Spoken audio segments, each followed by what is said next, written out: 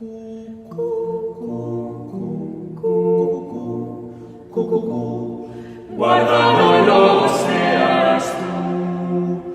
dear friends and welcome to the Early Music Podcast. My name is Darina Ablogina. The European Early Music Association, REMA, is currently going through a process to encourage transition for its members, more sustainability, inclusion, diversity, access for audiences and artists. Early music today embraces a multitude of perspectives, breathing new life into age-old compositions while challenging the boundaries of what we once understood about this era. In this episode, we will discuss how diversity, be it cultural, musical, or interpretive, has played a key role in shaping the evolution of early music.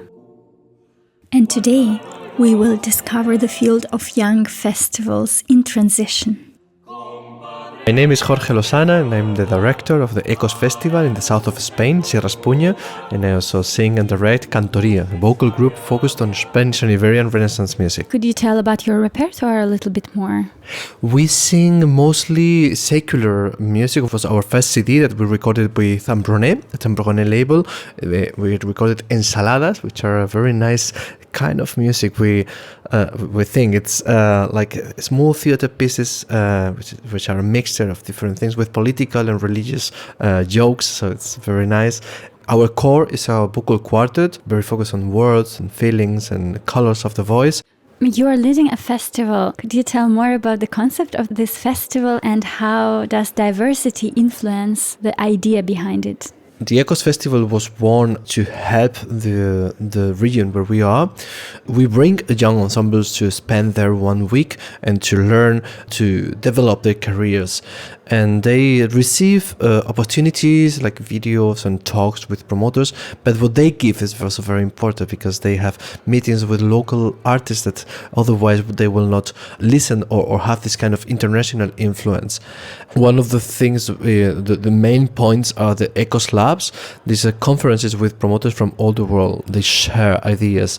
And for example, last year we were talking about diversity and sustainability.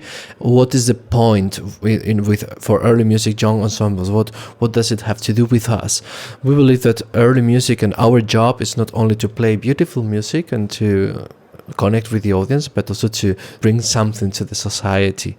Young ensembles and young people are much more aware of the importance of diversity. Could be more, of course, but I think they have a lot to say about where the early music sector should go or how should they spend. And also in America, we were in a meeting with Early Music America and I was surprised how far they are in comparison with Europe. So we also this year invited American speakers. And which kind of subject did you discuss in those panel discussions? Last year we were talking about the social responsibility of the early music sector. So we spoke about diversity, but also sustainability and local versus global. And this year this was not so focused on that. We were speaking about the audience. So what is the audience looking for and what do they feel?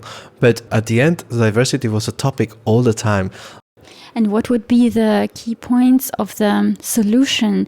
We are all confronting with this issue of, as you said earlier, 18th century or even earlier Renaissance texts of songs. They can be quite harsh, sexist, and everything else. How do we deal with that nowadays? What would be a solution? Or maybe there is no one? That's a good point. We think a lot about that in Cantoría because there's a lot of sexist songs and also racist sometimes. And the music is so beautiful. Understanding the history is very important. So what our option is to sing these texts and to tell the audience, we don't feel comfortable with these texts, but I think they have to be sung in order to develop and to understand. So when we talk about violence and then we say, this happened at that time, but nowadays still is happening. So let's put this on the table and not hide it. So you initiate discussions before the concert or after concert? How is it organized in a concert format? In our case, I always speak. I was moderate during the concert. So we sing 3 songs or 1 long song, and then I speak to the audience. I think communication and interacting is very important. So it's the opportunity I tell the story of the songs or what they should pay attention to. But then I always talk about the text, and this kind of, when there's something political or something that relates to the political situation nowadays, for example, talking about war, we sing about war, and then it's silly not to talk about, or it feels uncomfortable not to talk about the situation of the conflicts now. So it's an opportunity to make with respect, but to make the listener think, and that's also related what I was saying. That is our role in society, also to make people think and to try to change a bit things that should be changed. So this is our opportunity to that.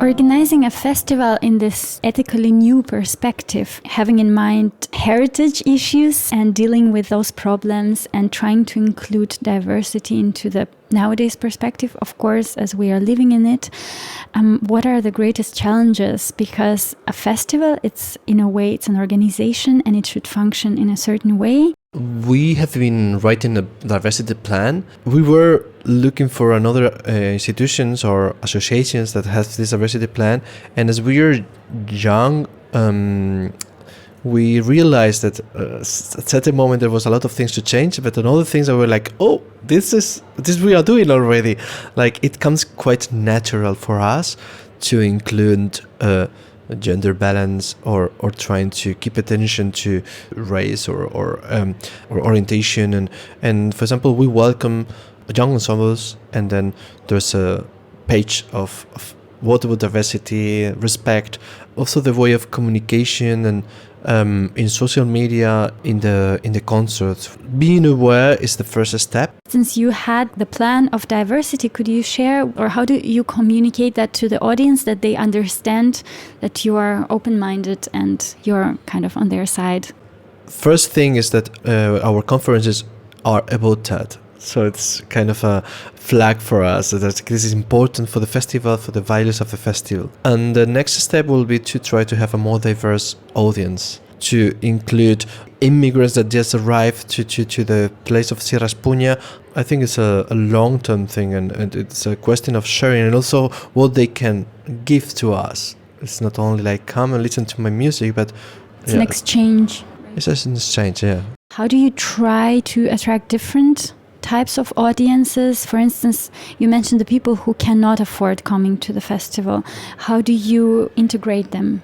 Well, I said that, but our festival is not an expensive one. Like, you can buy tickets for €5, or for the children concert for €3, and then there's more expensive tickets, of course. But it's a rural area where this kind of culture is still arriving. Yeah, for example, we had audience from the prison. We made a concert for them. They came to the castle that we do the festival, and then there was a small concert. Your early music festival is not only about Baroque music. What kind of repertoire do you welcome? What kind of groups?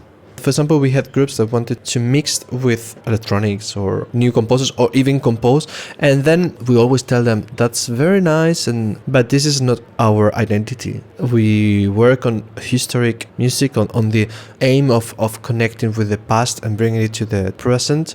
All hip interpretation is okay, medieval till romantic, but with trying to find this connection with what they were feeling at the moment.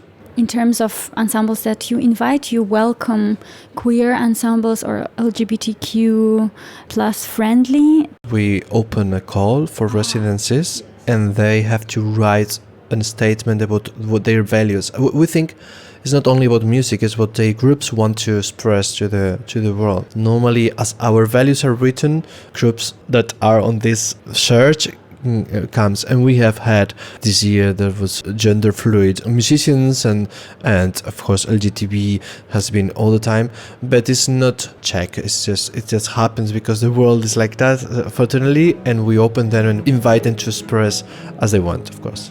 Thank you very much, Jorge. It was a great conversation. Thank you. Thank you. Thank you for listening to our episode. Please find all the additional information in the description box. I wish you all the best. Bye.